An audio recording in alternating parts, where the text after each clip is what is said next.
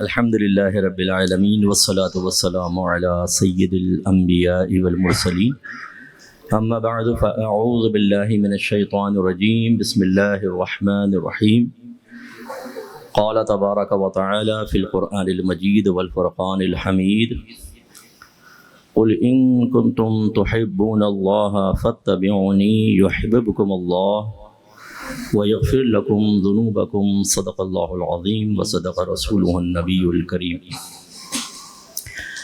اولا آپ سب کا مشکور ہوں کہ اس متبرک محفل میں چند کلمات قرآن و حدیث کی روشنی میں کہنے کا موقع فراہم کیا۔ یہ میلاد مصطفیٰ صلی اللہ علیہ وسلم کی محفل ہے اور نبی کریم کا میلاد منانا یہ شرک کی زبردست نفی ہے، کیونکہ خدا پیدا نہیں ہوتا اور نبی کریم صلی اللہ علیہ وسلم باقاعدہ دنیا میں اللہ کے حکم سے اور آپ کی تخلیق سے تشریف لائے۔ میلاد مصطفیٰ صلی اللہ علیہ وسلم جس طرح آج مروجہ طریقے سے منائی جاتی ہے کہ اس میں محافل کا انعقاد ہوتا ہے، کھانے وغیرہ کھلائے جاتے ہیں، جلوس نکلتے ہیں اور بہت سارے معاملات ہو رہے ہیں جن میں کچھ ناجائز بھی ہیں، اس کا انکار نہیں ہے کہ جو چیزیں قرآن و حدیث کے خلاف ہوں ان کی کبھی حوصلہ افزائی نہیں ہونی چاہیے اور وہ غلط ہے، لیکن جس طریقے سے جو جائز امور ایک ساتھ ادا کیے جاتے ہیں یہ یقیناً زمانہ نبوی صلی اللہ علیہ وسلم میں نہیں تھے۔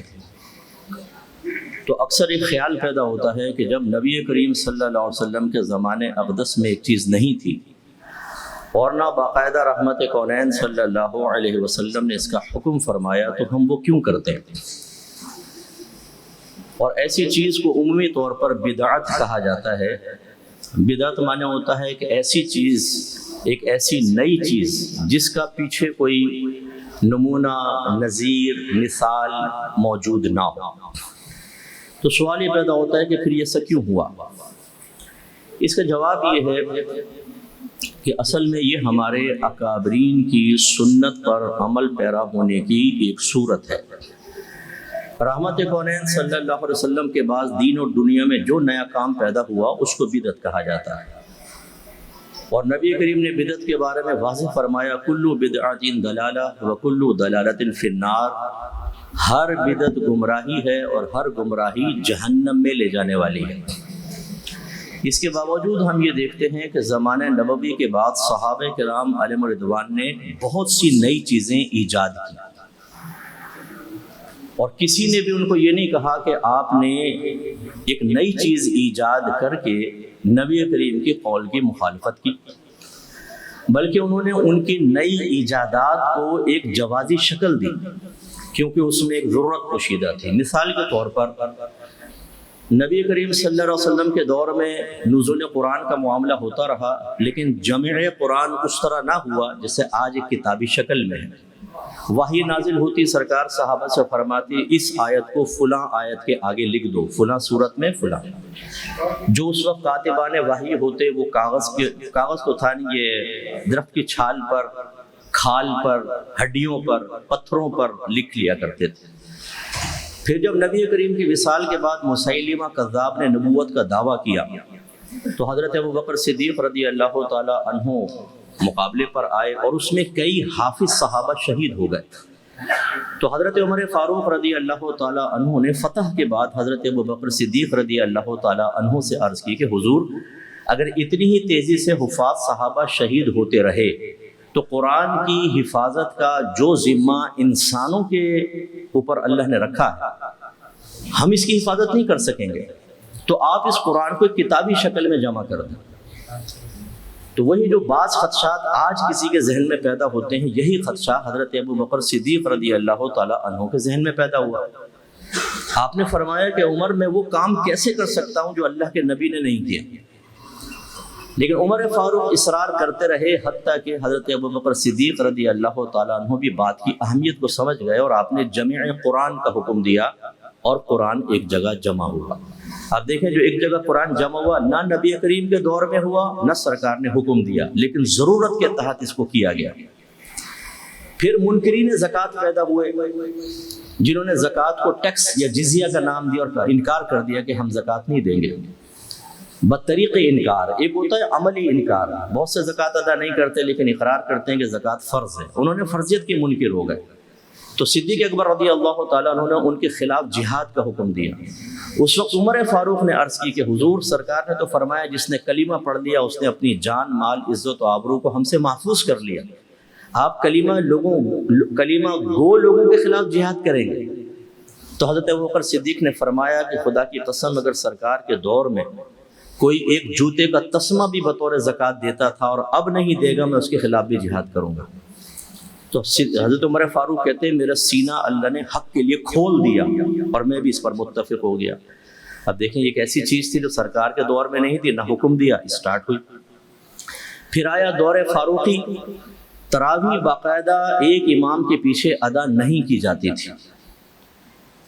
آپ ایک دفعہ عمر فاروق رضی اللہ تعالیٰ عنہ مسجد میں آئے تو دیکھے کچھ یہاں ایک اکیلا نماز پڑھ رہا ہے، وہاں پڑھ رہا ہے، ایک دو نے جماعت اپنی قائم کی ہوئی ہے۔ تو آپ نے فرمایا کہ میں چاہتا ہوں کہ ان کو ایک امام کے پیچھے جمع کر دوں۔ تو آپ نے حکم فرمایا کہ اب تراویح با جماعت ہوگی۔ پھر آپ جب تراویح شروع ہو گئی تو آپ لیٹ پہنچے اور آپ نے آ کر دیکھا کہ لوگ جماعت سے تراویح پڑھ رہے ہیں، تو آپ نے فرمایا نعمت البدعۃ ھذہ، یہ کیا ہی اچھی بدعت ہے۔ تو یہ تراویح جو ہم با جماعت پڑھتے ہیں بشمول حرمین طیبین کے، وہاں اب ذرا کم کر دی، ورنہ وہاں بھی 20 رکعت تراویح ہوتی تھی باقاعدہ اور ایک امام کے پیچھے ہوتی تھی۔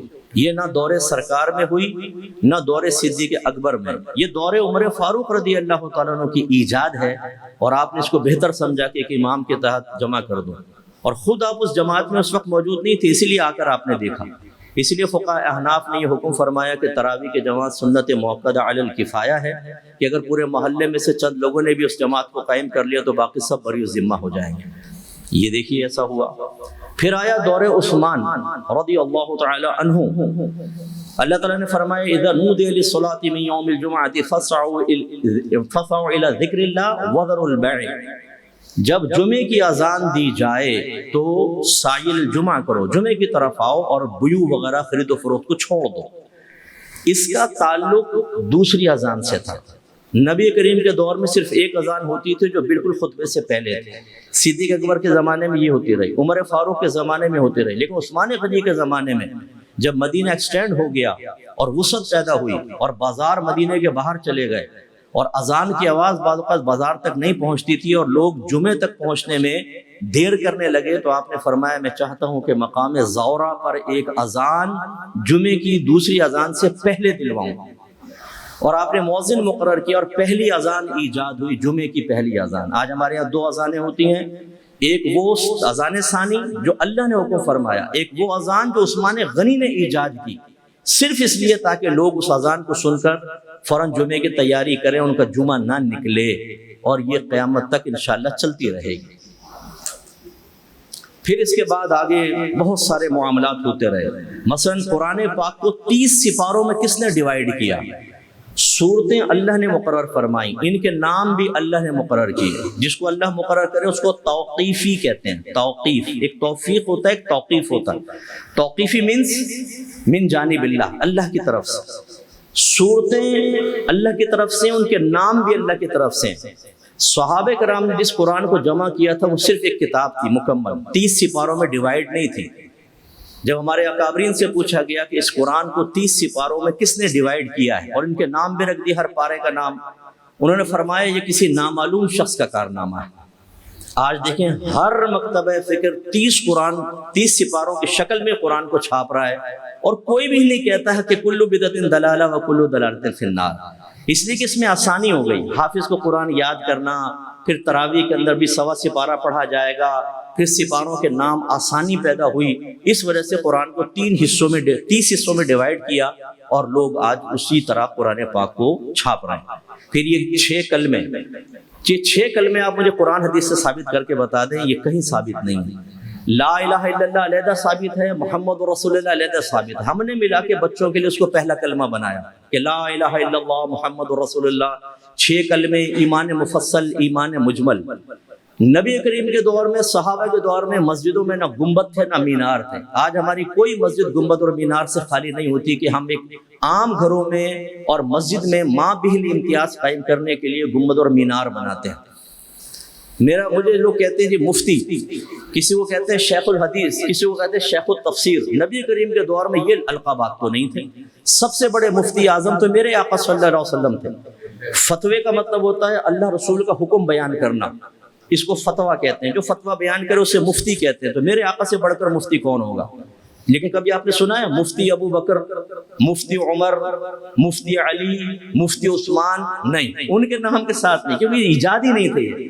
آج دیکھ لیں آپ، فخر سے ہم اپنے ناموں کے ساتھ مفتی لکھ رہے ہو۔ تو اسی طرح یہ ادارے قائم ہوئے، اداروں کے اندر سلیبس مقرر ہوا۔ دینی اداروں کی بات کر رہا ہوں، 8 سال کا درس نظامی، 2 سال کا مفتی کورس جس کو تخصص فی الفقہ سے تعبیر کیا جاتا ہے، ان میں سلیبس ڈیوائڈنگ۔ پھر اس کے اندر 8 سال کے بعد دستار بندی ہوتی ہے، سرٹیفکیٹ دیا جاتا ہے۔ اللہ کے نبی نے تو کسی صحابی کو سرٹیفکیٹ نہیں دیا، اللہ کے نبی نے تو اس کا حکم بھی نہیں دیا، لیکن ہمارے یہاں ہوتا ہے ختم بخاری ہو رہی ہے، سب ہو رہا ہے۔ پھر حدیثوں کو کمپائل کرنا، ان کے باقاعدہ عنوانات لکھ دینا، قائم کرنا، کتاب الصلاۃ، کتاب الزکوٰۃ، کتاب الصوم، اور ان کے ابواب قائم کرنا، پھر ان کا نام رکھ دینا، یہ بخاری، مسلم، ترمذی، نسائی، ابو داؤد، ابن ماجہ۔ سرکار کے دور میں نہیں تھی، یہ سب بات کی ایجادات ہیں۔ پھر آپ کے شادی بیاہ کی ہزاروں رسومات اور دیگر بہت سارے معاملات۔ خلاصہ کلام یہ ہے کہ اب جب صحابہ کرام علیہم رضوان نے اس طرح کے معاملات کیے اور نبی کریم کا فرمان حالانکہ موجود تھا کہ کل بدعۃ ضلالہ وکل ضلالۃ فی النار، تو علماء اسلام مجبور ہوئے کہ ہم بدعت کی کم از کم 2 بڑی قسمیں کریں۔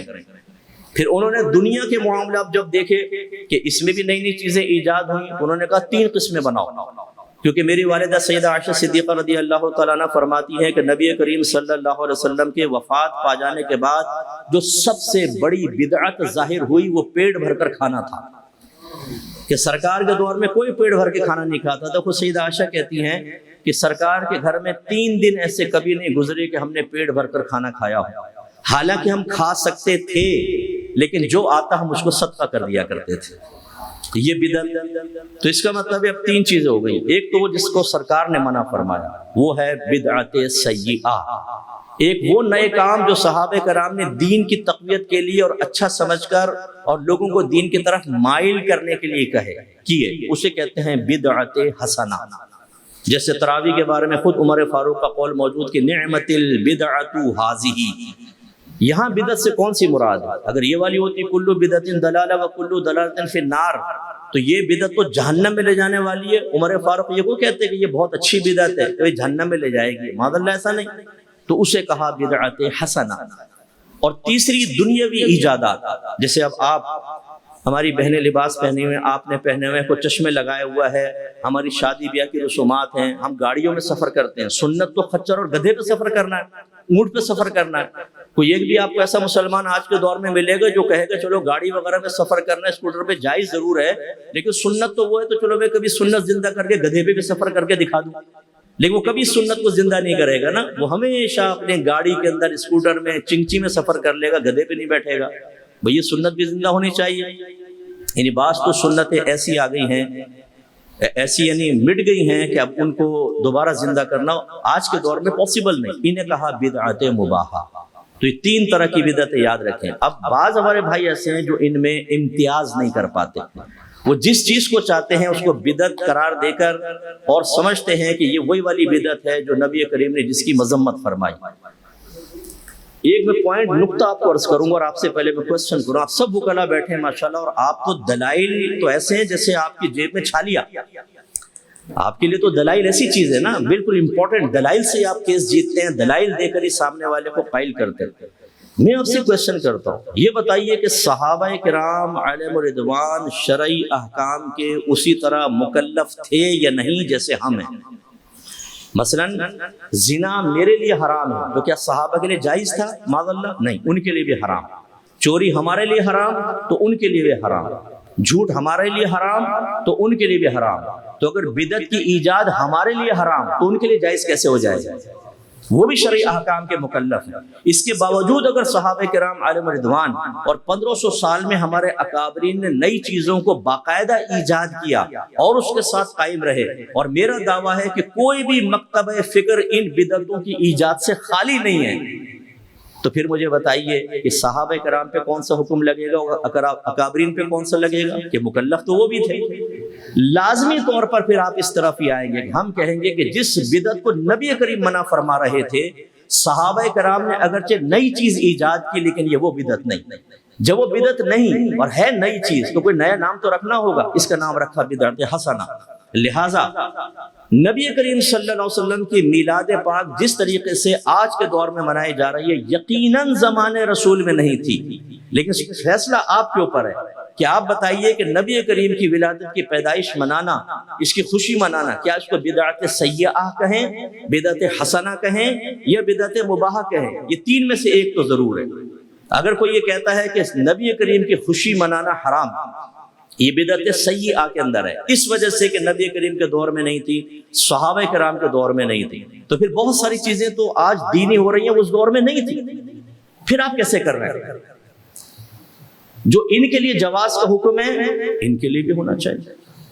آج آپ کی مسجد میں جماعت کے لیے وقت مخصوص ہے یا نہیں؟ فجر اتنے بجے، ظہر اتنے بجے، عصر، مغرب، عشاء، لکھا ہوتا ہے چارٹ باقاعدہ جماعت کے اوقات۔ بتائیے، ثابت کر کے بتائیں، قیامت تک کے لیے چیلنج ہے کہ نبی کریم صلی اللہ علیہ وسلم نے جماعت کے لیے وقت مخصوص کیا ہو، شیخین کریمین نے کیا ہو، صحابہ نے کیا ہو؟ نہیں۔ سرکار تو جب تشریف لاتے صحابہ انتظار کر رہے ہوتے، کبھی اول وقت آتے، کبھی درمیان میں، بلکہ بعض روایات میں تو ایسا ہے کہ سرکار ایک دفعہ فجر میں ایسے وقت میں تشریف لائے کہ صحابہ کہتے ہیں ہمیں گمان ہوا کہ اب سورج نکل جائے، اور اس وقت نبی کریم تشریف لائے اور تیزی کے ساتھ آپ نے 2 رکعت نماز پڑھائی۔ لیکن آج آپ دیکھیں ہر مسجد کے اندر جماعت کا وقت مخصوص ہے۔ ہم شادی میں 2 گھنٹے لیٹ ہو جائے کوئی بات نہیں، لیکن امام صاحب اگر 5 منٹ بھی لیٹ ہو جائیں تو ہر ایک گھڑی دیکھ کے کہتا ہے بالکل یہ مولویوں کی یہ حال ہے۔ خود ہم شادی میں سب سے آخر میں پہنچتے ہیں جب دیکھ کے ڈھکن کھلنے لگتے ہیں، لیکن ہمارے لیے کوئی مسئلہ نہیں۔ یعنی اتنا زیادہ ہم نے اس کو امپورٹنس دے دی ہے کہ اس وقت سے 1 منٹ بھی آگے پیچھے ہوا تو امام صاحب قابل گرفت ہیں۔ دیکھیں یہ بھی ایک نئی بدعت انہوں نے بتائی، بدعت مباح۔ تو خلاصہ کلام یہ ہے کہ آج جو میلاد مصطفیٰ صلی اللہ علیہ وسلم منائی جا رہی ہے، یہ ایک جہت سے سنت اور دوسری جہت سے دیکھیں تو بدعت حسنہ۔ سنت اس اعتبار سے کہ میرے آقا صلی اللہ علیہ وسلم کی ولادت کی خوشی تو شروع سے چلتی آ رہی ہے۔ جب میرے آقا پیدا ہوئے، تاریخ کی کتابیں اٹھا کر دیکھیں، مورخین لکھتے ہیں، احادیث میں موجود ہے کہ اس زمانے میں جتنی بھی عورتیں حاملہ تھیں ان کے ہاں بچہ پیدا ہوا، اللہ نے سب کو لڑکے عطا فرمائے۔ ہر چرندہ پرندہ درندہ ایک دوسرے کو مبارکباد دیتا تھا کہ اللہ کے نبی پیدا ہو گئے۔ بی بی آمنہ رضی اللہ تعالیٰ عنہ کے حمل کے جو معاملات اور پیدائش کے معاملات آپ دیکھیں، فرمایا جب محمد پیدا ہوئے مجھ سے تو میں نے ایسا ایک نور کو دیکھا جس سے میں نے روم اور فارس کے محلات کے میناروں کو دیکھ لیا۔ اتنا اللہ تعالیٰ نے برکت سے نوازا۔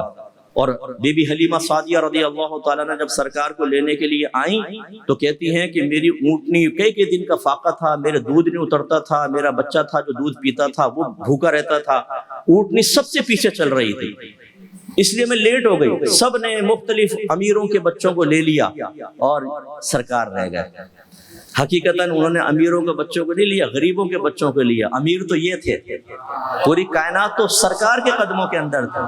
اللہ نے بی بی حلیمہ سعدیہ رضی اللہ تعالی عنہا کو منتخب فرمایا اس خدمت کے لیے۔ آئیں، جب دیکھا کوئی اور بچے نہیں تو کہنے لگی میں نے کہا میں انہیں کو لے لیتی ہوں، لیکن جب میں نے چہرے سے کپڑا ہٹایا تو ایسا نورانی چہرہ کہ دیکھتے ہی کہتی ہے میرے دودھ اتر آیا، اور میں نے محمد کو پلایا، سرکار نے ایک جانب سے دودھ پیا، پھر میں نے دوسری جانب سے پلانا چاہا تو آپ نے اپنا چہرہ پھیر لیا۔ راویان روایت یہ کہتے ہیں اصل میں بی بی حلیمہ سعدیہ کا دوسرا بچہ بھی تھا، اپنا بچہ۔ اگر سرکار دونوں جانب سے پی لیتے وہ بچہ بھوکا رہ جاتا، اس لیے سرکار نے ایک طرف سے پیا اور ایک طرف کو اپنے بھائی کے لیے چھوڑ دیا۔ دیکھیے ابھی گود میں ہیں لیکن شعوری بلوغت کا اللہ کی طرف سے یہ عالم ہے کہ شروع سے ہی عدل و انصاف کی گویا کہ تعلیم دے رہے ہیں کہ نہیں ظلم نہیں کرنا۔ اور پھر حلیمہ سعدیہ کہتی ہیں اس کے بعد جب میں نے بچے کو اپنی اونٹنی پہ بٹھایا وہ فربہ ہو گئی، اس کے دودھ اترنے لگا اور ہم نے خوب پیٹ بھر کر پیا، اور اس رات ہمیں بڑی گہری نیند آئی، اور اس کے بعد میری اونٹنی سب سے آگے آگے چلتی تھی، اور میں جس چراگاہ سے گزر جایا کرتی تھی وہ سرز و شاداب ہو جایا کرتی تھی، اور جب میں اپنے علاقے میں پہنچی تو جہاں میرے جانور چرتے تھے لوگ کہتے تھے کہ جہاں حلیمہ کے جانور چر رہے وہاں پہنچاؤ کہ اللہ نے اس وادی میں برکت رکھی ہے۔ ابو لہب جیسا دشمن رسول جب سرکار پیدا ہوئے، ان کی لونڈی سویبہ آئی اور کہا مبارک ہو تیرے ہاں بھتیجا پیدا ہوا ہے، اس نے انگلی سے اشارہ کیا جا میں نے تجھے آزاد کیا، پھر مر گیا۔ بخاری کی روایت ہے اس کے کسی قریبی عزیز نے اس کو خواب میں دیکھ کر پوچھا ما فعل اللہ بکا، اللہ نے تیرے ساتھ کیا معاملہ کیا؟ اس نے کہا میں شدید عذاب میں ہوں، لیکن کلیمے کی وہ انگلی جس سے میں نے اپنے بھتیجے کی خوشی میں اپنی لونڈی کو آزاد کیا تھا، جب میں اس کو منہ میں رکھتا ہوں تو اس میں پانی جاری ہو جاتا ہے۔ اللہ تعالیٰ دشمن رسول کو ہمارے نبی کی خوشی نہیں اپنے بھتیجے کی خوشی منانے پر انعام عطا فرمائے۔ تو شیخ عبدالحق محدث دہلوی رحمۃ اللہ علیہ فرماتے ہیں جب دشمن رسول ہماری نبی کی خوشی اپنے بھتیجے کی خوشی منا کر نفع حاصل کر رہا ہو تو جو سرکار کی محبت میں ڈوب کر میلاد منائے گا اللہ تعالیٰ اسے کیوں نہیں برکات سے نوازے گا۔ میرے آقا صلی اللہ علیہ وسلم مکے سے مدینے آئے، یہودیوں کو 10 محرم الحرام کا روزہ رکھتے ہوئے پایا، پوچھا کیوں رکھتے ہو؟ کہنے لگے اصل میں اللہ تعالیٰ نے 10 محرم کو حضرت موسیٰ علیہ السلام کو فرعون سے نجات دی تھی اور وہ غرق ہوا تھا، تو موسیٰ علیہ السلام نے اس نجات کی خوشی میں اور غرق فرعون کی خوشی میں روزہ رکھا تھا، تو ہم موسیٰ کی سنت کو ادا کرتے ہیں۔ رحمت کونین صلی اللہ علیہ وسلم نے صحابہ کرام سے فرمایا کہ موسیٰ کی سنت ادا کرنے کے سلسلے میں ہم ان کے مقابلے میں موسیٰ سے قریب ہیں۔ فرمایا تم بھی 10 کا روزہ رکھو۔ صحابہ نے عرض کیا رسول اللہ 10 کا روزہ رکھیں گے تو یہود سے مشابہت ہو جائے گی۔ سرکار نے ارشاد فرمایا پھر ایک پہلے یا بعد والا روزہ ملا لو، روزہ نہ چھوڑو، مشابہت بدل لو، مشابہت نہ ہو۔ علماء فرماتے ہیں اس سے نتیجہ نکلا کہ غرق فرعون اور موسیٰ علیہ السلام کی نجات ایک بڑا واقعہ تھا، جس کو موسیٰ علیہ السلام نے اظہار تشکر کے لیے روزہ رکھ کر منایا، تو یہود اپنے نبی کی سنت پوری کرتے رہے۔ پھر رحمت کونین صلی اللہ علیہ وسلم نے اس واقعے کو بنیاد بنا کر آپ نے بھی روزے کا حکم دیا اور صحابہ بھی رکھتے رہے۔ اس کا مطلب ہے جب کوئی بڑا واقعہ ہو، اللہ کا انعام اور فضل نازل ہو، اس واقعے کو چاہے وہ ہزاروں سال پہلے گزر چکا ہو، عبادات اختیار کر کے منانا نہ صرف موسیٰ علیہ السلام ان کے متبعین بلکہ ہمارے نبی اور صحابہ کرام کی بھی سنت ہے۔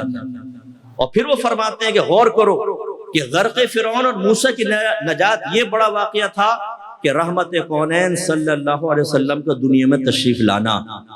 تو جب اس پہ اظہار و تشکر کے طور پر سرکار نے روزہ رکھا تو اس میں اگر عبادات اختیار کیے جائیں تو یہ کیوں نہیں سعادت مندی کی بات ہوگی۔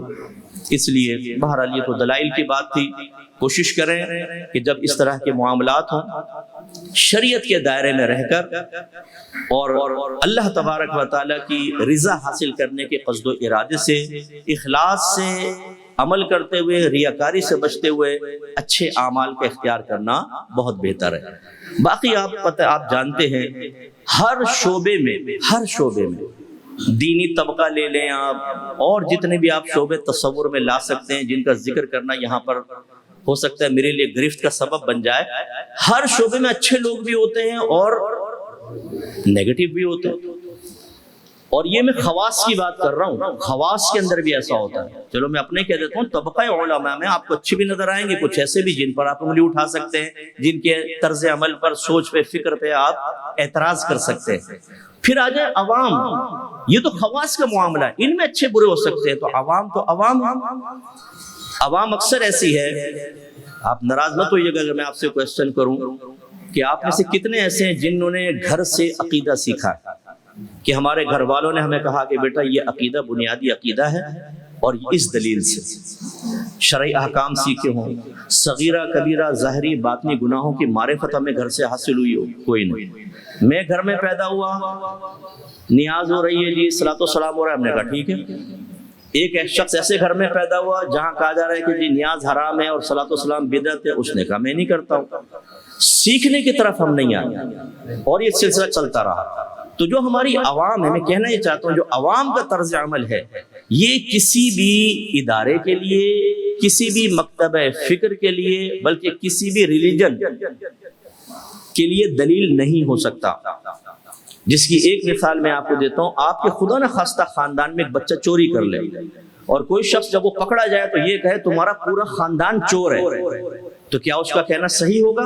ہم کہیں گے نہیں، تم غلط کہہ رہے ہو۔ ایک شخص کے طرز عمل سے پورا خاندان غلط کیسے ہو سکتا ہے؟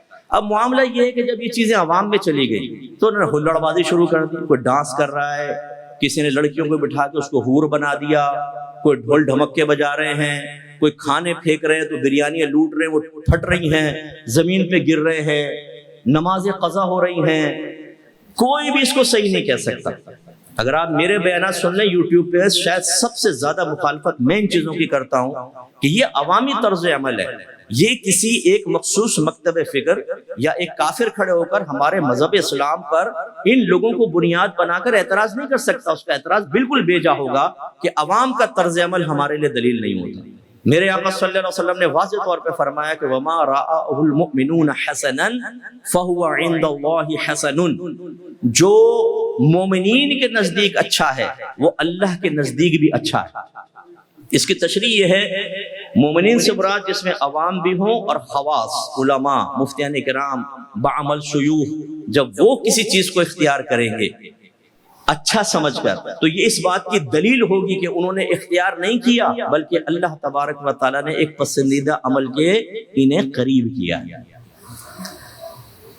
کیونکہ سرکار نے واضح فرمایا لا تجتمع امتی علی الضلالہ، میری امت کبھی گمراہی پر مجتمع نہیں ہوگی۔ ایسا نہیں ہو سکتا کہ سمپل میجورٹی گمراہی پر جمع ہو جائے، مینورٹی ہو سکتی ہے، لیکن ہمارے مذہب اسلام کی تعلیمات کی روشنی میں اللہ تعالیٰ کبھی میجورٹی کو غلط چیز پر جمع ہونے ہی نہیں دے گا۔ اتبعوا سواد العظم من شذ فی النار، سرکار فرماتے ہیں ہمیشہ بڑی جماعت کے ساتھ رہو، جو بڑی جماعت سے علیحدہ ہوا اسے جہنم میں علیحدہ کیا جائے گا۔ اس لیے عوامی طرز عمل بھی ہمارے لیے دلیل نہیں ہے۔ اب آخر میں بس جو میں نے آیت پڑھی میں اس سلسلے میں عرض کرتا ہوں۔ دیکھیے، اگر یہاں جو شوہر حضرات بیٹھے ہیں، اگر آپ کو کسی طرح پتہ چل جائے کہ میری بیوی جو محبت کے کلمات میرے لیے کہہ رہی ہے اس میں اخلاص نہیں ہے، گہرائی نہیں ہے، حقیقت نہیں ہے، بلکہ رسم ہے۔ کیسے کہ ویسے وہ کہہ رہی ہے جانوں کہیں تو چائے بنا دوں آپ کو، آپ کے پاؤں دبا دوں، لیٹیں آپ، یہ میں آپ سے بڑا پیار کرتی ہوں۔ آپ نے کہا بہت، پھر آپ نے سنا وہ فون پہ کسی سے کہہ رہی تھی کمبخت مرتا بھی نہیں ہے، زندگی حرام کر رکھی ہے، بہت پریشان ہوں میں تو اس سے۔ پھر آ گئی آپ زندگی کمرے میں آ گئی، چائے لاؤں آپ کے لیے، تھک گئے ہوں گے آپ، بتائیں اس رسمی جملے سے آپ کو خوشی ہوگی یا نفرت پیدا ہوگی؟ آپ اسے مومنہ کہیں گے یا خدا نخواستہ منافقہ کا نام دیں گے؟ وعلی ھذا القیاس، اگر ایسی اولاد کر رہی ہو تو، ایسے رشتہ دار کر رہے ہو تو، ایسے دوست کر رہے ہو تو، اس کا مطلب ہے کہ فطرت انسانی رسم کو پسند نہیں کرتی، وہ حقیقت کو پسند کرتی ہے۔ اسی طریقے سے یاد رکھیں، محبت رسول اور عشق رسول میں اللہ تعالیٰ اس کے رسول رسم کو پسند نہیں فرماتے، حقیقت کو پسند فرماتے۔ اب رسم اور حقیقت کی ظاہری علامت کیا ہے، میں اسی پر بس ختم کروں گا۔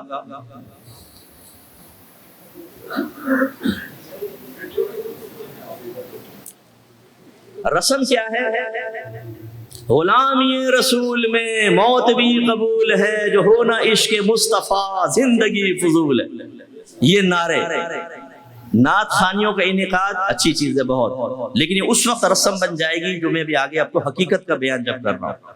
نعرے لگانا، نیازیں، محافل کا انعقاد، ہم نے ان کو رسومات بنا لیا ہے، حقیقت سے بہت دور ہو گئے۔ رسم اس اعتبار سے ہے کہ میں آپ سے پوچھتا ہوں، ایک ماں کے دو بیٹے ہوں، ماں ایک بیٹے کو کہے بیٹا پانی پلاؤ، جی امی یہ لیجیے، بیٹا میرے پاس بیٹھو تمہارے ساتھ بات کرنے کو دل چاہ رہا ہے، امی جو حکم بولیے۔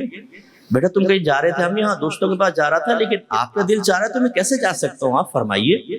بیٹا تیری بیوی نے میرے ساتھ بدتمیزی کی ہے، اور واقعی اسے بدتمیزی اس نے کی، اور جا کے اس نے بیوی کو پیار سے سمجھایا، بیٹا جلدی آ جانا، جلدی آ گیا، بیٹا فلاں سے نہ ملنا، نہیں ملا، فلاں سے ملو، اچھا ہے مل لیا۔ اس کے برعکس دوسرا ایک بیٹا ماں کہے بیٹا میرے پاس بیٹا، امی ٹائم نہیں ہے میرے پاس، بیٹا پانی پلا دے، امی خود اٹھ کے پی لو نا، میں جا رہا ہوں دوستوں کے پاس جانا ہے، ہر چیز میں مخالفت۔ میں آپ سے پوچھتا ہوں لیکن اچھا ہوتا کیا ہے، دونوں جب رات کو آتے ہیں نا، دونوں کہتے ہیں امی آپ کا میری جان قربان، میرا مال قربان، غلامی ماں میں موت بھی قبول ہے، جو ہونا عشق ماں تو زندگی فضول ہے۔ دونوں یہ شعر پڑھتے ہیں۔ مجھے بتائیے جو فرما بردار بیٹا ہے، جب وہ یہ دعویٰ کرتا ہے کہ ماں آپ پہ میری جان قربان، بڑی محبت کرتا ہوں، آپ اس دعوی محبت ماں میں اس کو سچا بولیں گے جھوٹا؟ اور دوسرے کو آپ کہیں تو بہت بڑا فراڈیا ہے، ماں کا کہنا نہیں مانتا، بدتمیزی کرتا ہے، پھر کہتا ہے یہ تو فراڈ کر رہا ہے۔ دیانتداری سے سوچئے کہ کیا ہم کون سے والے اس میں ہیں۔ اب ہونا یہ ہے کہ ہم نے رسومات ادا کر لی، ہم نے نبی کریم صلی اللہ علیہ وسلم اور اللہ کے احکام کو ایک سپر مارکیٹ کی پروڈکٹ کی طرح بنا لیا ہے۔ دل چاہے گا تو اختیار کریں گے، ٹرالی لے کر گئے، جو پسند آیا رکھ لیا، جو ضروری محسوس رکھ لیا، باقی سب کو چھوڑ دیا۔ حالانکہ آپ کے رب نے قرآن میں فرمایا قل ان کنتم تحبون اللہ فاتبعونی، اے حبیب ان سے فرما دیجئے کہ اگر تم اللہ سے محبت کا دعویٰ کرتے ہو تو میرا حکم مانو، یحببکم اللہ، اللہ تمہیں اپنا محبوب بنا لے گا، ویغفر لکم ذنوبکم، اور اللہ تمہارے گناہوں کی بخشش فرما دے گا۔ اس کا شان نزول کیا ہے؟ ایک یہ لکھا ہے کہ ہجرت سے پہلے سرکار کاشانہ اقدس سے باہر نکلے تو کفار قریش کو بتوں کی عبادت کرتے ہوئے پایا، تو آپ نے فرمایا کیوں کرتے ہو ان کی عبادت؟ انہوں نے کہا اس لیے تاکہ اللہ تعالیٰ ان کی عبادت سے خوش ہو کر ہمیں اپنا مقرب بنا لے، اپنے قریب کر لے، ہم اللہ کی محبت میں کرتے ہیں۔ تو یہ آیت کریمہ نازل ہوئی جس میں اللہ تبارک و تعالیٰ نے گویا کہ یہ پیغام دیا کہ مقصود بہت اچھا تھا کہ اللہ کا قرب حاصل ہو جائے، لیکن اس کے لیے اختیار کیا گیا طریقہ بالکل غلط تھا۔ طریقہ ہم بتا دیتے ہیں، اللہ کی محبت حاصل کرو لیکن اس کے لیے بتوں کی عبادت نہیں بلکہ میرے حبیب کا حکم مانو۔ آج ہم مسلمانوں نے جب احکام ہمارے سامنے آتے ہیں تو میں نے اب مسلمانوں کو 34 سال ہو گئے تبلیغ کرتے ہوئے، آپ ناراض نہیں ہوگا میں جنرل بات کر رہا ہوں، کہ جب آپ اللہ رسول کا حکم سنائیں ہمارے چہروں کے زاویے بگڑ جاتے ہیں، دل میں نفرت پیدا ہوتی ہے۔ ہم نے اپنا ایک لائف سٹائل بنایا ہے، ہم نے اپنی رسومات بنائی ہیں، گھر کے اپنے رواج بنائے ہیں، ہم نے اپنے لین دین کے معاملات ازود سیٹ کر لیے ہیں۔ قرآن کیا کہہ رہا ہے، رسول کیا کہہ رہے ہیں، وہ بھی کبھی دیکھ لیں گے۔ امپورٹنٹ چیزوں کی لسٹ میں سب سے آخر میں قرآن، حدیث، اللہ اور رسول کو ہم نے رکھا ہوا ہے۔ اسی لیے جب کوئی ہمارے موجودہ اپنے اختیار کیے ہوئے یا بنائے ہوئے نظام کو روکنے کی کوشش کرتا ہے تو ہمارے دل میں بے چینی پیدا ہوتی ہے۔ مت کر نصیحت ناصحہ، دل میرا گھبرائے ہے، اس کو دشمن جانو ہوں جو مجھ کو سمجھائے۔ آپ نماز کا کہہ کر دیکھ لیں، جس کے بارے میں رحمت للعالمین فرماتے ہیں جب تمہارا بچہ 7 برس کا ہو جائے نماز کا حکم دو، 10 برس کا ہو جائے تو مار کر نماز پڑھاؤ۔ قرآن میں اللہ فرماتا ہے وَأْمُرْ أَهْلَكَ بِالصَّلَاةِ وَاصْطَبِرْ عَلَيْهَا لَا نَسْأَلُكَ رِزْقًا نَحْنُ نَرْزُقُكَ، اپنے گھر والوں کو نماز کا حکم دو اور خود بھی اس پر ثابت قدم رہو۔ ہم تم سے رزق کا سوال نہیں کرتے، رزق تو ہم تمہیں عطا فرمائیں گے۔ اور یہاں پہ آپ کہہ کر دیکھ لیں، دوستوں کے ساتھ بیٹھے چائے پی رہے اور آپ کہہ دیں گے نماز پڑھ لیں، بھائی تم نے اپنی قبر میں جانا ہے، ہم نے اپنی قبر میں جانا ہے، ہمیں نہ کہو۔ یعنی طبیعت بے چین ہو جاتی ہے، گھبرا جاتے ہیں، یہ مجھے نماز کا کہہ رہا ہے۔ آج ایک باپ اپنی اولاد کو نہیں اٹھا سکتا جوان کو، کہ اسے پتا ہے کہ میں اٹھاؤں گا تو بیٹا گھور کر دیکھے گا تمہیں آج کہاں جمعہ 8 دن ملا بن رہے ہو۔ ماں باپ نے اپنے برے طرز عمل سے اپنے بچوں کو خود گناہوں پر دلیر کر کے جہنم کا راستہ دکھایا ہے، جس کو شاید کوئی دوستی کہے لیکن میں اس کو سب سے بڑی دشمنی کہوں گا، اس لیے کہ آپ کے رب نے آپ کو اور ہمیں حکم دیا یا ایھا الذین آمنوا قوا انفسکم واہلکم نارا وقودھا الناس والحجارہ، اے ایمان والو اپنے آپ کو اور اپنے گھر والوں کو جہنم کی اس آگ سے بچاؤ جس کا ایندھن آدمی اور پتھر ہے۔ اپنے آپ کو کیسے بچائیں گے؟ ضروری علم دین سیکھیں، نیکی کریں، برائی سے رکیں، گناہ سے بچیں۔ اور گھر والوں کو کیسے بچائیں گے؟ انہیں علم دین ضروریہ سکھائیں، انہیں نیکی کا حکم کریں، انہیں برائی سے روکیں، اور ماں باپ بہترین رول ماڈل بن کر اپنے بچوں کو شروع سے دکھائیں کہ بچوں کی آبزرویشن بڑی سٹرونگ ہوتی ہے، وہ ماں باپ کو دیکھ کر طرز عمل اختیار کرتے ہیں۔ اب اگر شروع سے باپ جھوٹ بولے، ماں بہن کی گالیاں بکے، بیوی کے منہ پر تماچے مارے، اپنے رشتہ داروں اور بچوں کے سامنے اس کی عزت اتار کے بار بار ہاتھ پر رکھ رہا ہو، حرام کما کے لا رہا ہو، ماں اپنی بیٹی کو کہے تُونے برقع نہیں اوڑھنا، تُونے پردہ نہیں کرنا ورنہ اچھے رشتے نہیں آئیں گے، لوگ ملانیوں سے شادی نہیں کر رہے، تمہیں بے پردہ مردوں کی نگاہوں کے سامنے جانا ہوگا، وہ ماں کو دیکھتی ہے کہ ماں جھوٹ بول رہی ہے، وہ ماں کو دیکھتی ہے کہ وہ والد صاحب کے سینے میں چڑھ کے گفتگو کر رہی ہے اور وہ احساس دلا رہی ہے کہ میں کسی سے ڈرتی نہیں ہوں، شیرنی ہوں، شیرنی۔ حالانکہ نبی کریم نے فرمایا اگر میں کسی مخلوق کو سجدہ کرنے کا حکم دیتا تو بیویوں کو حکم دیتا کہ شوہروں کو سجدہ کریں۔ اللہ نے بڑا حق رکھا ہے، لیکن بیویوں کا بھی حق ہے۔ یہاں جو سلطان راہی ٹائپ پہ بیٹھا ہو تو میں اس کی کبھی تائید نہیں کروں گا کہ باہر اپنے سے طاقتور کے سامنے تو جی حضور اور میں کتا ہوں، میں کمینہ ہوں، یہ عارضی کے الفاظ، اور گھر میں جائیں تو مصطفیٰ قریشی بن کے جائیں، گنڈاسا لے کر جائیں، اور بیویوں کو ان کا احساس دلانے کی کوشش کریں پڑھے لکھے ہونے کے باوجود، اور پڑھے لکھے جاہل ہونے کا ثبوت دینے کے لیے بیوی کو احساس دلائیں کہ تم میرے پاؤں کی جوتی ہو، تمہیں میری ہر زیادتی برداشت کرنی ہوگی۔ تو جب وہ بچیاں دیکھ رہی ہوتی ہیں کہ ماں جو ہے وہ باپ سے چلا کر باتیں کر رہی ہے، ماں باپ سے جھوٹ بول رہی ہے، بچیاں دیکھتی ہے کہ ماں ساز بن چکی ہیں اور بیٹے کو بیوی سے بدزن کرنے کے لیے، اپنے ہی بیٹے کو بیوی کے خلاف کرنے کے لیے جھوٹ بول رہی ہے، بلکہ بیٹیوں سے بھی کہہ رہی بتاؤ نا بھائی کو، بتاؤ نا۔ تو بچے کہتے ہیں ہاں تمہاری بیوی سوتی رہتی ہے 12 بجے، حالانکہ بیچاری 9 بجے سے اٹھ کے کام شروع کیا تھا، لیکن جھوٹ بول رہی ہے۔ یہ کیا کر رہے ہیں ہم؟ خود اپنے بچوں کو اپنے ہاتھ سے جہنم کا ایندھن بنا رہے ہیں۔ یہ مسئلہ ہے کہ اب نبی کریم کی اطاعت کے لیے ہم تیار نہیں۔ اللہ تو فرمائے یا ایھا الذین آمنوا ادخلوا فی السلم کافہ، اے ایمان والو اسلام میں پورے داخل ہو جاؤ۔ ساتھ ہی فرمان فرمایا لا یکلف اللہ نفسا الا وسعها، اللہ تعالیٰ کسی جان کو اس کی ہمت سے زیادہ آزمائش میں مبتلا کرتا ہی نہیں۔ دونوں کو ملا لیں، اس کا مطلب ہے کہ قیامت تک دین اسلام پر مکمل عمل ممکن ہے۔ اگر ممکن نہ ہوتا تو پھر اللہ کے فرمان غلط ہو جاتا کہ اللہ تعالیٰ کسی کو اس کی ہمت سے زیادہ آزمائش میں مبتلا کرتا ہی نہیں۔ ممکن ہے، ہم نے دین پر عمل کرنا چھوڑ دیا، ہم نے ان مقولوں کو اپنے ذہن میں جگہ دے دی جن کی کوئی سند نہیں، اور جس کی سند قرآن و حدیث ہے ان کو ہم نے چھوڑ دیا۔ مثلا ارے بھائی آج کل یار دین پر کون چل سکتا ہے؟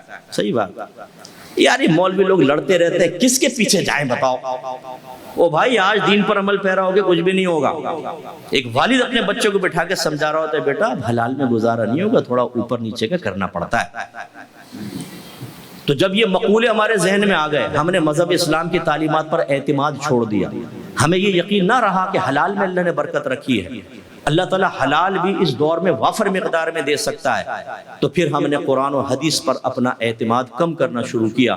اور اب یہ وقت آ گیا ہے کہ ہم میں سے بہت سے ایسے بیٹھے ہوں گے جس نے پوری زندگی ایک بار بھی پورے قرآن کو ترجمہ اور تفسیر سے پڑھنے کی نہ زحمت گوارا کی، نہ اس کی کوئی اہمیت سمجھتے ہیں، حالانکہ پیغام الہی ہے۔ ہم میں سے بہت سارے ایسے ہوں گے جن کے گھر میں حدیث کی کوئی کتاب نہیں، بخاری، مسلم، ترمذی، نسائی، ابو داؤد، ابن ماجہ، بلکہ کچھ تو ایسے بھی بیٹھے ہوں گے جنہوں نے کبھی بخاری کو ہاتھ میں لے کر نہیں دیکھا، حالانکہ یہ آپ کے محبوب کا کلام ہے۔ عشق مجازی ہو جائے اور محبوب کا میسج آئے، ٹڑنگ بھری محفل میں بھی دیکھیں گے نا، اگر آئے تو بھی یار تھوڑا سا نہیں آیا ذرا، فوراً نکل جائیں گے، دیکھیں اور واہ کیا پیغام ہے، اور بانچیں کھل جائیں گی حضرت کی، اور کبھی اس کو ڈیلیٹ نہیں کرے گا، اس کو سیو کر کے رکھ لے گا، ہر دفعہ کھولے گا ایک نیا مفہوم منکشف ہوگا، ایک نیا پیغام، ایک نیا اظہار محبت، اور بڑا، اور اگر کوئی قریبی دوستوں کو نے بھی دکھایا گیا، یار دیکھ بھابھی کا میسج آیا، حالانکہ ابھی شادی بھی نہیں ہوئی، بھابھی کا میسج، ٹھیک ہے عشق مجازی ہے۔ میں مثال دے رہا ہوں سطحی اسی لیے، ہم تو یہ کہتے ہیں غلام رسول میں موت بھی قبول ہے، سرکار میرے محبوب، سرکار ہم سرکار کے عاشق، لیکن محبوب کا معاملہ یہ ہے کہ ان کا پیغام موجود ہے، پڑھنے کی فرصت ہی نہیں ہے۔ مجھے بتائیے کہ اگر ایک نوجوان کہے کہ مجھے عشق مجازی ہو گیا اور میں اپنی جو بھی سامنے جن سے مخالف ہے اس کے بغیر ایک لمحہ زندہ نہیں رہ سکتا، خودکشی کر لوں گا، لیکن جب میسج آیا پوچھے کس کا آیا، انہی کا آیا، اور پڑھے بغیر ڈیلیٹ کر دے، پھر آیا پڑھے بغیر ڈیلیٹ کر دے، کال آئے تو اٹینڈ نہ کرے، پھر کیا اس کے بغیر میں زندہ نہیں رہ سکتا، اور آپ یہ کیوں ڈیلیٹ کر رہے ہو یار بیکار، کیا ہے یہ؟ ایک طرف تو آپ کہہ رہے ہیں زندہ نہیں رہ سکتا، دوسری طرف ڈیلیٹ کر رہے ہیں۔ غور کریں مسلمان کا طرز عمل یہ ہو گیا ہے کہ نہیں ہو گیا؟ ذرا نبی کا فرمان سنا کر دیکھیں آپ، نبی کا فرمان سنانے والے کو گھور کر دیکھتے ہیں، ہم نے پتہ نہیں کتنی طنزیہ نگاہیں، کتنے طنزیہ جملے، کتنے تلخ لہجے، کتنے نامناسب رویے، آنکھوں میں پیدا ہونے والی قرآن و حدیث کو سننے کے بعد نفرتوں کا سامنا کیا ہے، صرف اس لیے کہ ہمارا جرم یہ ہے کہ ہم نے اللہ رسول کے پیغام کو اس دور میں دینے کی کوشش کی۔ کیوں دیا آپ نے؟ کیوں ہماری طبیعت کو بے چین کر دیا؟ بعض تو ہمیں یہ کہتے ہوئے نظر آتے ہیں کہ یار اچھی خاصی پرسکون زندگی بیان سن لیا، ٹینشن ہو گیا، ٹینشن۔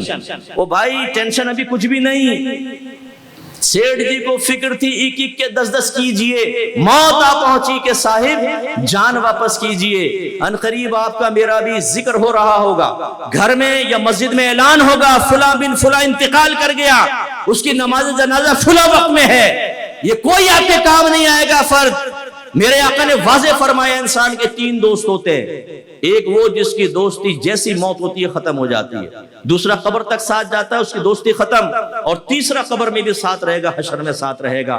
فرمایا پہلا دوست اس کا مال ہے، جیسی مرا دوستی ختم، دوسرے اس کے دوست احباب ہیں، آپ کا انتقال ہوگا، آپ کے ہم پیشہ حضرات ضرور آئیں گے آپ کے گھر میں، بعضوں کو تو جنازے کی نماز تک پڑھنی نہیں آتی ہوگی، وہ ایسی کر کے کھڑے ہو جائیں گے، اس کو دیکھیں گے، اس کو دیکھیں گے، سلام پھیرا، اس کے بعد بعض تو وہیں سے بھاگ جائیں گے، کچھ جو قریبی ہوں گے وہ قبر تک پہنچیں گے۔ سرکار فرماتے ہیں دوسرے دوست یہی ہیں دوست احباب، جیسے انسان کو قبر میں اتارا جائے گا یہ بھی بھاگ جائیں گے۔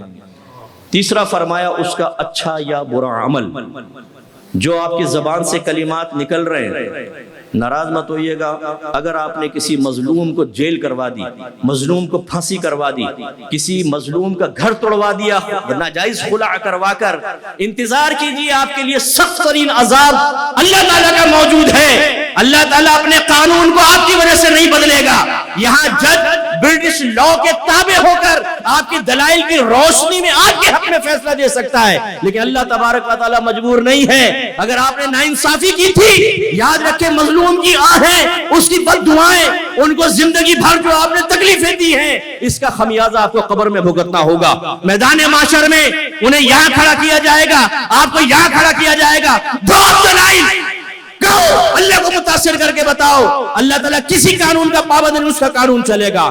یہاں زبانیں بند ہوں گی، اگر ناانصافی کی ہوگی آپ کی نیکیاں نکال کر اس کے نام اعمال میں ڈالی جائیں گی، اور اگر حساب پورا نہیں ہوگا تو اس کے گناہ آپ کے نام اعمال میں ڈالے جائیں گے، اور اس کے بعد اللہ نہ کرے جہنم کا راستہ ہے۔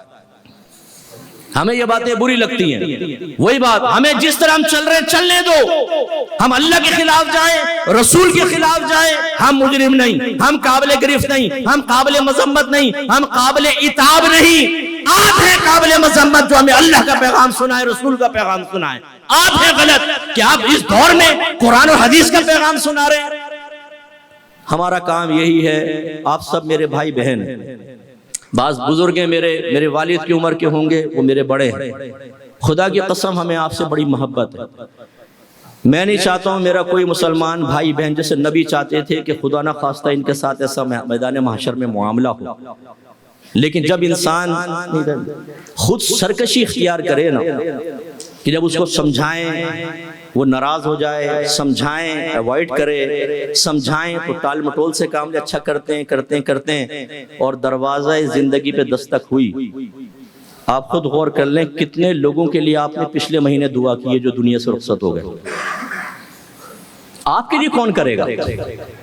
ہم نے کون سا بہت ویلفیئر انسانیت کی خدمت کی ہے، یا بہت ہی ہم نیک پرہیزگار مشہور ہیں، ایسے ہی ہوگا، دفنا کے لوگ چلے جائیں گے۔ پھر جو ہم نے دنیا میں معاملات کیے تھے، اللہ رسول کی تعلیمات کو حقیر اور معمولی سمجھا تھا، بلکہ ناراض مت ہوں، اپنی اولاد کو پری پلان ود فورس قرآن و حدیث پر عمل سے روکا تھا۔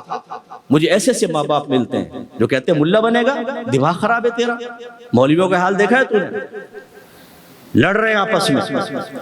اگر بچہ دائرہ دم میں کہے امی لڑ تو خاندان میں بھی رہیں، خاندان چھوڑ دیں، وکلا بھی آپس میں بڑی جنگ کرتے ہیں کہ ہم وکالت چھوڑ دیں، بازار میں بھی جنگ ہو رہی ہے چھوڑ دیں، دوستوں میں آپس میں فائٹ ہوتی ہے دوستوں کو چھوڑ نہیں، بیٹا وہ سب قائم رکھو، لیکن مولوی لڑ رہے ہیں ان کو چھوڑ دو۔ یہ جب پیغام ہم اپنی اولاد کو دیں گے، بتائیے کدھر جائیں گے؟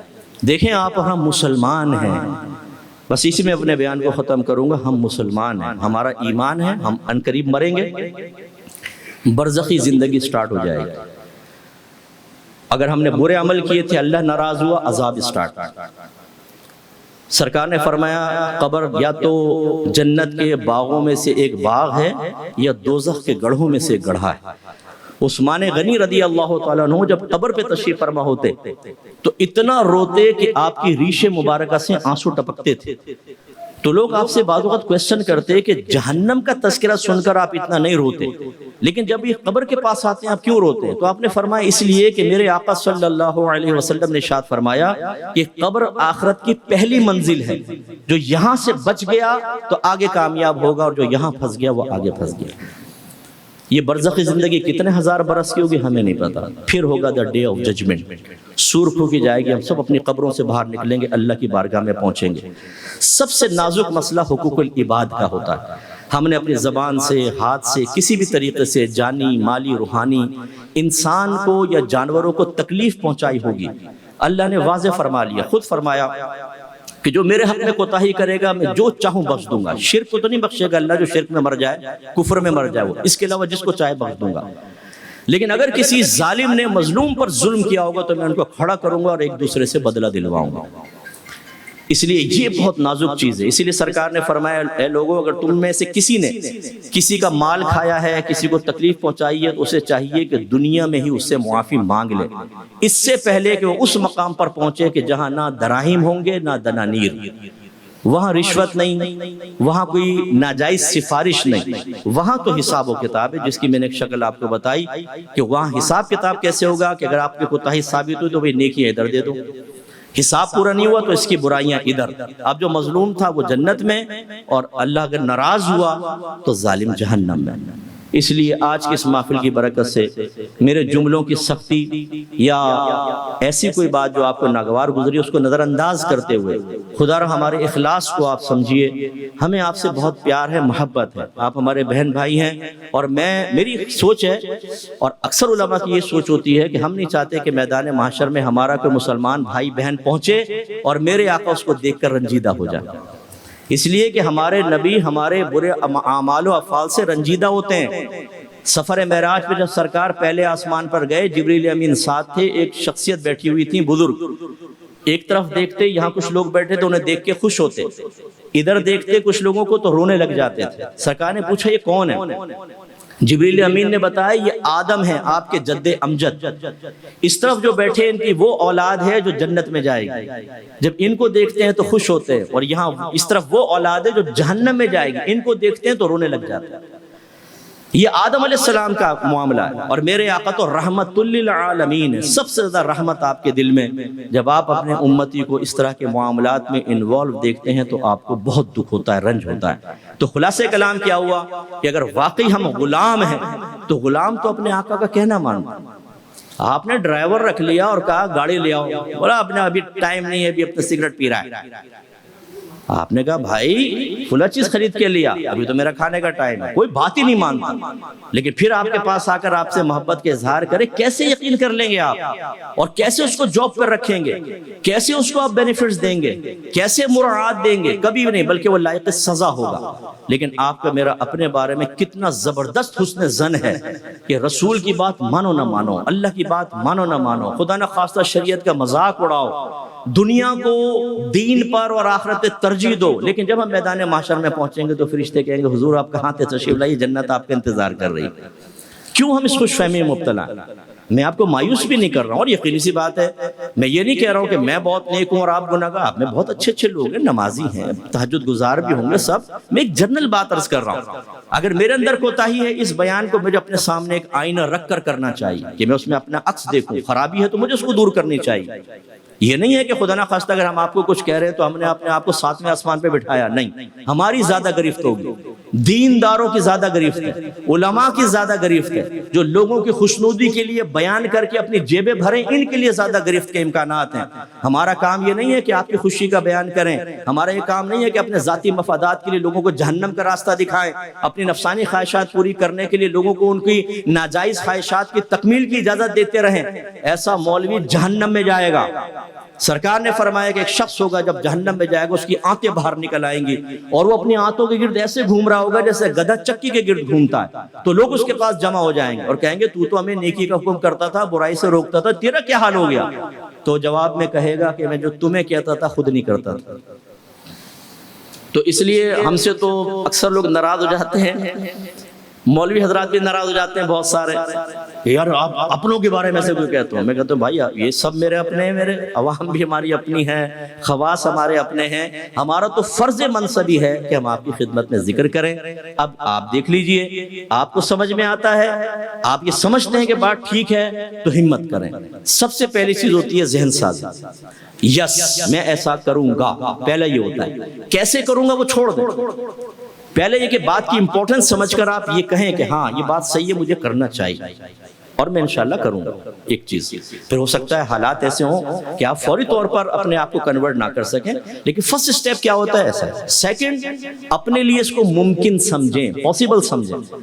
آج کے دور میں یہ ناممکن نہیں ہے کہ انسان دین پر چلے. آپ کسی بھی شعبے میں, مجھ سے ہر ادارے کے لوگ وابستہ ہیں, ان کی فیملیز, چونکہ میرا 21 سال ہو گیا پروگرام, وہ اپنے پرسنل معاملات ڈسکس کرتے ہیں. چاہے فوج میں دیکھ لیں آپ, پولیٹیشنز دیکھ لیں, ججز, وکلاء, کتنے پولیس والے محکمے کے لوگ, اتنے اچھے اچھے لوگ ہیں. یقین کریں میں حیران ہوتا ہوں کہ لوگ بعض اوقات جیسے وہ کہتے ہیں بد سے ہے بدنام برا, ایسا ذہن میں کر لیتے ہیں. اچھے اچھے لوگ ہیں, بہترین لوگ ہیں ہر شعبے کے اندر. اسی لیے دنیا قائم ہے, ورنہ شاید تباہ ہو جاتا. تو خلاصہ کلام یہ ہے کہ جب یہ لوگ سنتے ہیں, سمجھتے ہیں, تو بہت سے لوگ قبول کر کے اپنے لیے ممکن سمجھتے ہیں. یہی پھر ان کے ایک انقلاب کی ابتدا ہوتی ہے کہ ممکن سمجھیں, پاسبل ہے. اس کے بعد پھر اگلا اسٹیپ, اچھا کیسے کرنا ہے. سب سے پہلی چیز علم دین. جب تک علم دین نہیں ہوگا آپ کچھ نہیں کر سکتے. اور علم دین دو چیز, ایک حاصل کرنا, دوسرا یہاں محفوظ ہونا, تیسرا پھر عمل کا درجہ ہوتا ہے. ایک شخص ایک ڈگری لے لے, اس کو لائسنس بھی مل جائے, کالا کوٹ پہن لے, لیکن جب آپ اپنا کیس لے کے اس کے پاس جائیں تو وہ کہے کہ یار دیکھو ڈگریز بھی ہیں, سب ہیں, لیکن صحیح بتاؤں اپنا حافظہ کام نہیں کرتا, کچھ بھی نہیں ہے ذہن میں, لیکن اپنا کیس مجھے دو, اللہ کا نام لے کے کرتے ہیں. ایک ڈاکٹر آپ کو بڑی بڑی ڈگریاں دکھائے کہ امریکہ, یو کے, یو ایس اے سے اور کینیڈا, جرمنی, سب سے ڈگریاں لے کر آیا ہوا ہے. آپ اپنے والد کو آپریٹ کے لیے لے جائیں کہ یار صحیح بتاؤں ذہن میں کچھ بھی نہیں رہا, لیکن بسم اللہ کر اپنے والد صاحب لیٹا, آزماتے ہیں, دیکھیں کبھی بھی آپ نہیں کریں گے. اس کا مطلب ہے کہ سیکھنے کے بعد اگر میموری میں کچھ نہ ہو تو بیکار ہے. ہم سنتے ہیں بھول جاتے ہیں. علم حاصل کریں, یہاں پر رکھیں.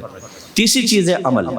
عمل کے اندر میں آپ سے بہت مؤدبانہ گزارش کرتا ہوں, خدا را جو جس فیلڈ کا آدمی ہو اور اس میں ماہر ہو, اس سے رابطہ کیا کریں. میں اگر یہاں داخل ہوں گا, آپ سب جانتے ہیں بعض وکلاء ماشاءاللہ اپنے فن میں بہت ہی ماہر ہیں, تجربہ کار ہوتے ہیں, بہت گہرائی سے ان کو محبت بھی ہوتی ہے اپنی فیلڈ سے, تو وہ بہت زیادہ سیلف اسٹڈی وغیرہ کر کے امپرومنٹ کی کوشش کرتے ہیں. اور بعض ایسے بھی ہوں گے میرے جیسے عام سے. اگر آپ کو کیس لڑنا ہو کس کے پاس جائیں گے؟ ماہر آدمی کے پاس. لیکن ہمارے یہاں کیا ہوتا ہے کہ ہمیں کوئی دینی معاملہ اگر پوچھنا ہے تو پپو پان والا بھی کام کر دیتا ہے, البلا جلیبی والا بھی ایک عالم ہے, اب وقت کا امام اعظم ہے, اپنے چچا سے, تایا سے, پھپھا سے پوچھ رہے ہیں مسئلے. ارے بھائی وہ بیچارے, ان کو علم دین نہیں ہے, حاصل ہی نہیں. ہوتا یہ ہے کہ آپ کو بہت ساری فیلڈز میں اور شعبہ ہائے زندگی میں رعایت مل سکتی ہے, لیکن نہ جب آپ پوچھتے ہیں تو سامنے والے کو اتنی معلومات نہیں ہوتی, وہ سیدھے اسٹریٹ فارورڈ کہتا ہے نہیں یہ کرو بس ورنہ جہنم میں جاؤ. آپ کہتے ہیں یار دین بڑا سخت ہے بھائی, اپنے عمل نہیں کر سکتے. خدا کی قسم جتنا خوبصورت آپ کا دین ہے نا, کہ آپ کی مجبوریوں کا لحاظ کر کے دین اپنے قانون کو بدل دیتا ہے. بعض اوقات آپ کو رعایت دے گا, لیکن وہ رعایت کس طرح دے گا وہ آپ کو معلوم ہونا چاہیے, یا جو دے رہا ہے اس کو پتہ ہونا چاہیے, اور وہ آپ کو بیان کرنے پر قادر ہو. دیکھیں نا, آپ کھڑے ہو کر نماز نہیں پڑھ سکتے, بیٹھ کے پڑھ لیں, بیٹھ کے نہیں پڑھ سکتے, لیٹ کے پڑھ لیں. اگر آپ کو فاقہ ہو جائے, 4 دن کا فاقہ ہے, آپ مرنے والے ہیں, سامنے گدھا بھی مرا پڑا ہو نا, سور بھی مرا پڑا ہو, تو فرض ہے اس سے گوشت کھا کے اپنی جان بچائیں. حالانکہ مردار حرام, سور حرام قطعی, لیکن وہی شریعت آپ کو اجازت دیتی ہے اپنی جان بچانے کے لیے ایسا کر لیں. ایک ڈاکٹر آپریٹ کر رہا ہوتا ہے، 6 گھنٹے کے آپریشن ہوتے ہیں، وہ کہتے ہیں مفتی صاحب ظہر اثر ہمارے آپریشن میں نکل جاتی ہے، کیا حکم شرع ہے؟ ہم کہتے ہیں آپ کے لیے اس وقت نماز قضا کرنا بالکل شرعاً جائز ہے، اس لیے کہ انسان کی زندگی بچانا اللہ تعالیٰ کے حق کے ادا کرنے سے زیادہ مقدم ہے اللہ کی وجہ سے، اس لیے آپ قضا کر سکتے ہیں، بعد میں آپ قضا پڑھ لیں۔ یہ بتانے والا آپ کو بتا سکتا ہے، لیکن ہوتا کیا ہے، مسجد میں گئے، بس یہ آخری بات، ایک خاتون نے کہا کہ میرے بیٹے نے 3 طلاقیں دے دی بیوی کو،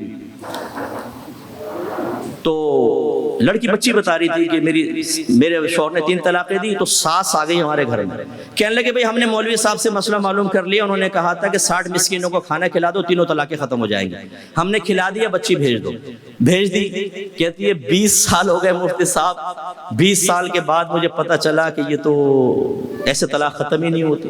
اب ہوا کیا ہوگا، وہ مسجد میں گئیں، کوئی بھی داڑھی والے وہ خادم صاحب وہ لگا رہے ہوں گے پوچا، سمجھا یہ وقت کا امام اعظم ہے، ان سے پوچھ لیا کہ بھائی یہ مسئلہ، اس نے کہا کھانا کھلاؤ ہو جائے گا۔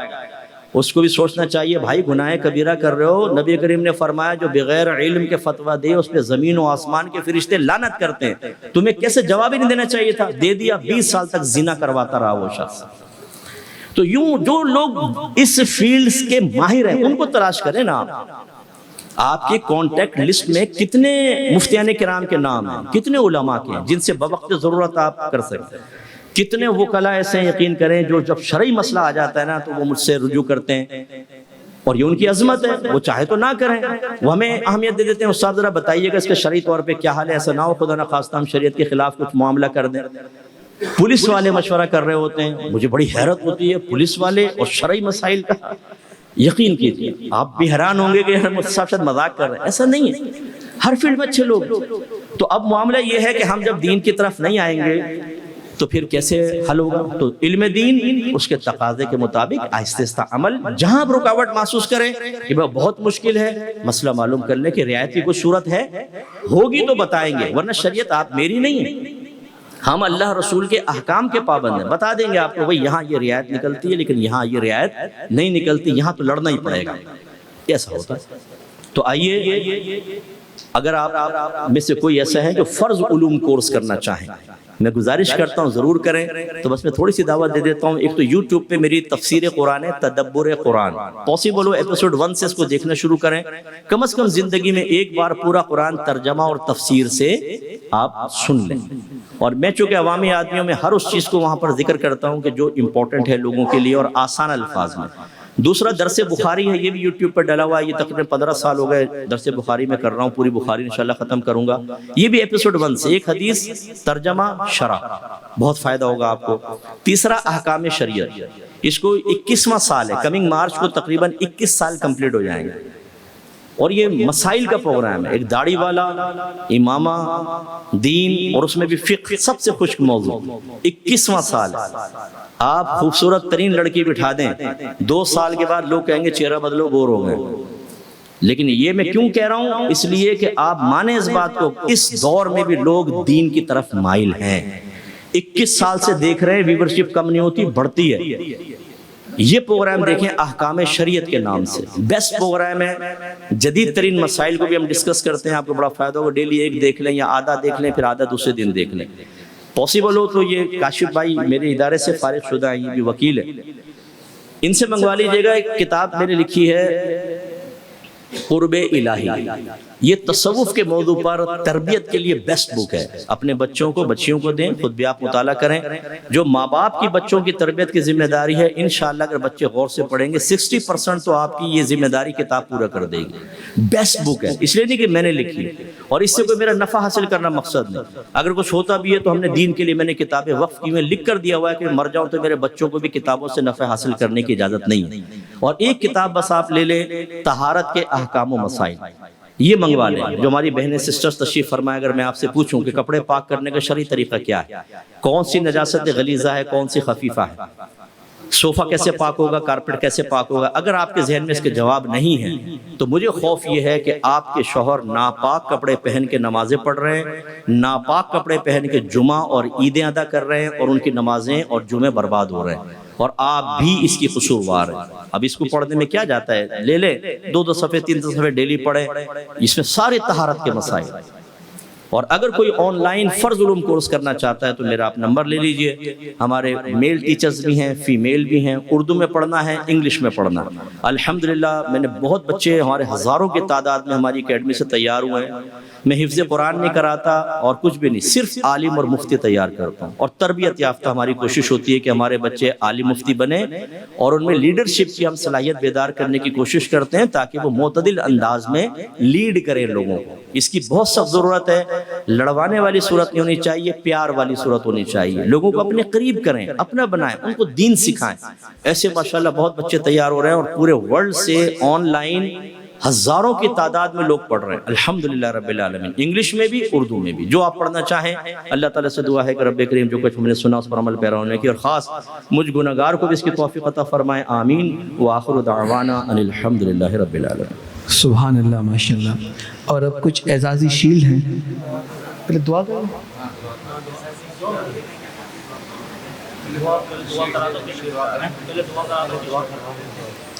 میں گزارش کروں گا حضرت سے کہ دعا بھی کروا دی جائے، مختصر سی دعا اور پھر اعزازی شیلڈ اور پھر اس کے بعد نماز اثر. یہ شاید نعت. بسم اللہ الرحمن الرحیم. الحمدللہ رب العالمین والصلاة والسلام علی سید الانبیاء والمرسلین. یا رحم الراحمین یا رحم الراحمین یا رحم الراحمین. اے مالک مولا، ہمارے بھائیوں نے بہنوں نے اس تیرے حبیب کی محفل کے لیے اپنا وقت نکالا. اللہ تعالیٰ ہماری حاضری اپنی بارگاہ میں قبول و منظور فرما لے اور اسے ہمارے لیے، میزبان کے لیے، میزبانوں کے لیے اور تمام حاضرین کے لیے بخشش و نجات کا ذریعہ بنا دے. اے مالک مولا، جتنے ہمارے بھائی بہن تقریباً وکلاء تشریف فرمائے، اللہ تعالیٰ ان کے حافظوں کو قوی تر کر دے، ان کے ذہنوں کو وسیع تر کر دے، ان کی زبانوں میں شیرینی روانی تاثیر عطا فرما. اے پاک پروردگار، انہیں بدنامی، ناکامی، نعمت کے زوال سے محفوظ فرما دے. اے اللہ تعالیٰ بہت عزتیں دنیا میں بھی اور آخرت میں بھی عطا فرما. اے مالک مولا، میں اپنے حبیب کریم صلی اللہ علیہ وسلم کی کامل اطاعت کی توفیق و ہمت عطا فرما دے. اپنے سابقہ زندگی کے گناہوں کو یاد کرنے، ان پہ نادم ہونے، ان پر کامل توبہ کی توفیق عطا فرما. آئندہ پوری زندگی ہر قسم کے صغیرہ کبیرہ ظاہری باطنی گناہ سے بچنے اور نیک اعمال کثرت و استقامت سے کرنے کی توفیق عطا فرما. اے پاک پروردگار، ہمارے گھروں پر بھی اپنی خاص رحمتیں برکتیں نازل فرما. ہمارے تمام گھر والوں کو آپس میں پیار، محبت، الفت، اتحاد و اتفاق سے رہنے کی توفیق عطا فرما. لڑائی جھگڑے، فتنہ فساد، اختلاف رائے سے محفوظ فرما دے. اے پاک پروردگار، ہمیں مرنے سے پہلے اپنی موت کی، آخرت کی مکمل تیاری کرنے کی توفیق عطا فرما. اے مالک، اگر ہماری ذات سے کسی بھی طرح کسی مسلمان کو تکلیف پہنچی تو یا رب کریم ہمیں اس سے معافی مانگنے، معاف اور اپنا حق، اس کا حق معاف کروا لینے کی توفیق عطا فرما. مالک مولا، میدان محشر میں نبی کریم صلی اللہ علیہ وسلم کی زیارت و شفاعت سے مشرف فرمانا. سیدھے ہاتھ میں اعمال نامہ پل صراط پر ثابت قدمی عطا فرمانا. اے اللہ تعالی، ہم سب کو بلا حساب و کتاب داخل جنت فرما دینا. جنت الفردوس میں اپنے حبیب کریم صلی اللہ علیہ وسلم کا پڑوس نصیب فرمانا. اے اللہ، ہماری یہ تمام دعائیں حاضرین کے اور ہر مسلمان بھائی، ہر مسلمان بہن کے حق میں بھی قبول و منظور فرما لے. حضرت نے مرحومین کے لیے فرمایا اللہ تعالیٰ یہاں جتنے ہمارے بھائی بہن جو اس فیلڈ سے وابستہ تھے ان کا انتقال ہوا، ہمارے دیگر رشتہ دار، اللہ تعالیٰ ان تمام مرحومین کی مغفرت اور بخشش فرما دے. اے اللہ ان کے درجات کو بلند فرما. بتقاضائے بشریت کوئی خطا سرزد ہو گئی ہو تو معاف فرما دے. تمام خطاؤں کو نیکیوں میں تبدیل فرما دے. ان کے تمام نیک اعمال اپنی بارگاہ میں قبول و منظور فرما لے. ان کی قبور کو جنت کے باغوں میں سے ایک باغ بنا دے. ان کی قبور کو تا حد نگاہ وسیع فرما دے. قبر کے عذاب، وحشت، تنگی، کیڑے مکوڑوں سے محفوظ فرما. انہیں بھی ہمیں بھی رحمت کونین صلی اللہ علیہ وسلم کا دیدار خوشبودار نصیب فرما. اے مالک مولا، ہمیں بھی مرنے سے پہلے موت کو یاد رکھتے ہوئے آخرت کی تیاری مکمل کر لینے کی اور جو پہلے چلے گئے ان سے عبرت حاصل کرنے کی توفیق عطا فرما. صلی اللہ تعالی علی خیر خلقہ و نور عرشہ سیدنا و مولانا محمد و علی آلہ و صحبہ اجمعین برحمتک یا ارحم الراحمین. آمین یا رب العالمین.